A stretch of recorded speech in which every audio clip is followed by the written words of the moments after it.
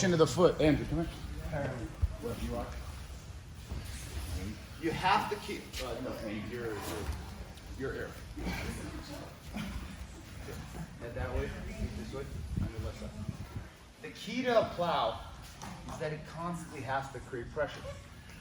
If a plow stops and loses momentum, it's going to have a harder time restarting. You never want to stop the movement. So as I'm here, right hand is cupping the shoulder, just as a point of reference, and the left hand is cupping the bottom, because I want to pull the bottom shoulder, and I want to plow. Give me a little bit of resistance, and I want to keep plowing. See, I'm rolling forward, forward, forward, as my left hand can reach by itself. Okay? And I keep plowing, plowing, plowing. So here, see how I'm still plowing? Look, what? It's like I'm trying to wet it back, but I'm going to one and still plow. As I go. Tilt. See how deep my hands are? And then I tilt. I see you guys doing this, and then this. It's a lift. Tilt. And now my left foot pushes me, as my right hand keeps moving. Down. Otherwise, where's the choke? Just a lift. Here's the choke. But look how harder that is than to lift him into the choke. I'm not even pulling.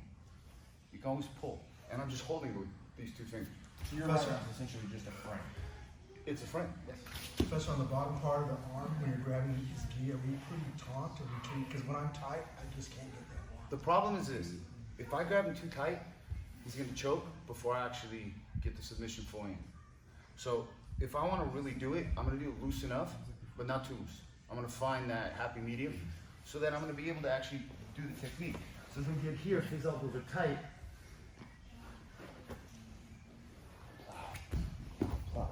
yeah, right there. This here. See right there, I can feed this here. And right there, plow. I can even make a little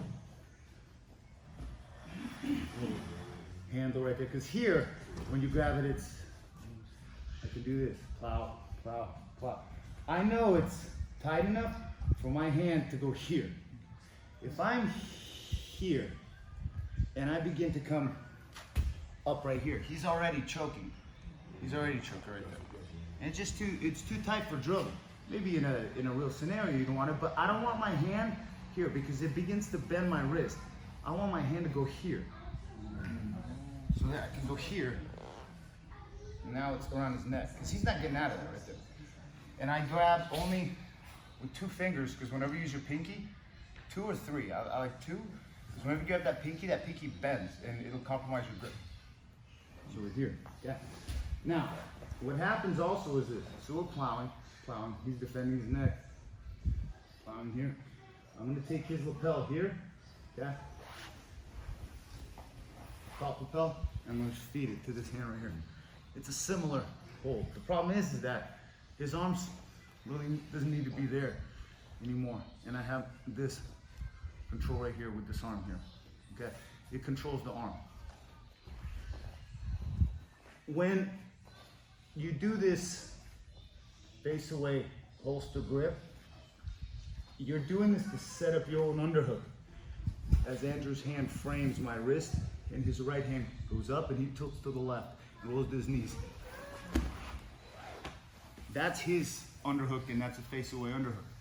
I want that underhook because I don't want to give up an underhook.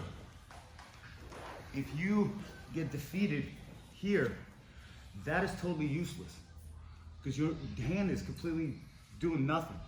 So it's got to do something which is probably going to defend the neck. So let's say he's got one. The bottom hand is defending the neck too. Look, I grab here.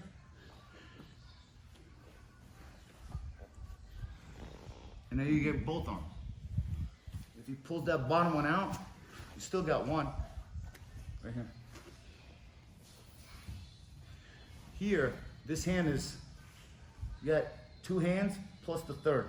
So I'm gonna plow, step over here, go to an S mount. I'm gonna hook that leg. I'm gonna straighten out that arm.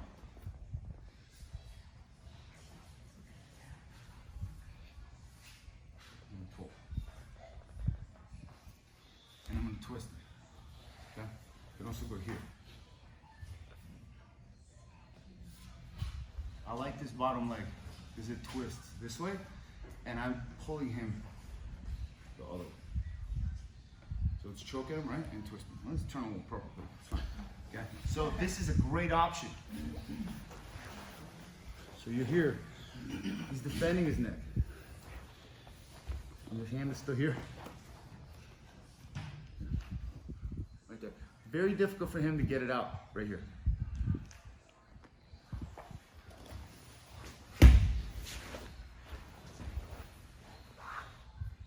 One or two. If he's too close to me, I'll go this way.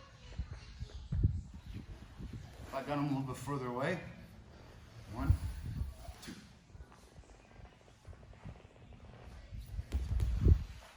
So would you say that the lapel prevents the running man defense? So like when No, they're really my tight own- and they're trying to keep you from your underhook and they're pushing, so the lapel really negates it because I mean they would want to grab and rotate to turn and face you, to running man away from you. Would you say that that stops it? After I step over or before? No, before. Well, no, nothing's really stopping his legs Okay. from running away. So if I'm here and we're here, Right. right, and I'm plowing here, right, just do this right here, okay? Or ideally, this is what I would want. Okay? Running man meaning to go to his knees. Right, no, I meant before you had the lapel. So like on the first one, when you were doing the plow, when I try to do that, a lot of times they'll take that underhook arm and they'll push and try to running man out so that they can turn to face me. You know what I mean? He doesn't have an underhook. No, but before he gets, as you're digging for that underhook, that's the problem that I get, is that they're reaching like this and they're pushing on my hand with that top hand and they're running. Meaning, And so I'm pushing on their back and they're trying to running man away. what's this hand? What are you doing with this hand right And so now? I'm trying to dig for the underhook. So now he runs. Run. Belly down. Runs right in the north-south matrix. Okay. I'd rather even him be here. Because from here, Andrew, rotate your hips to the right.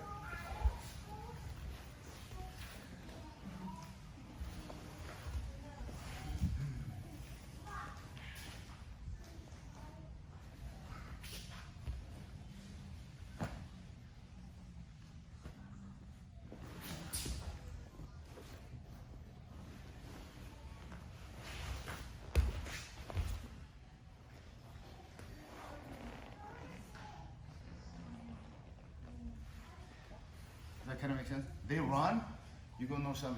I wouldn't even waste time here. I'd step over his head and go to north south matrix Okay. because from here I have way more options. Go to here, I got all kinds of stuff here. Yes, sir. So, but in this situation, some stay. But you have to understand, he can move his hips away right now and go and turn to his stomach. But then he's gonna go up where?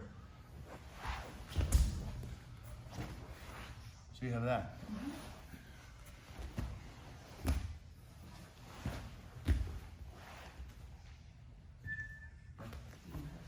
So we're doing the plow and the lapel trap. Yes, Does that make sense? yes, sir. So you see how it all funnels into traps. This is Jiu-Jitsu chess. Feet that way, head that way. Clown, get your.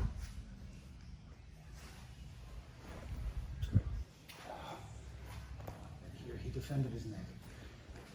Get the top of the belt. There. And you keep plowing. Right there. Because he's going to want to stop me from grabbing that collar.